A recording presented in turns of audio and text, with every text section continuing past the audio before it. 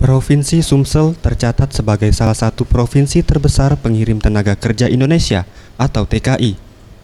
Dari data Badan Pelayanan Penempatan dan Perlindungan Tenaga Kerja Indonesia atau BP3TKI Palembang, jumlah tenaga kerja Indonesia asal Sumsel sebanyak 863 orang yang terbagi dalam 133 orang TKI informal dan 730 orang TKI formal. Sri Handayati, Kepala BP3TKI Palembang mengatakan, sekitar 80% atau sebanyak 636 orang TKI asal Sumsel memilih Malaysia sebagai negara tujuan bekerja.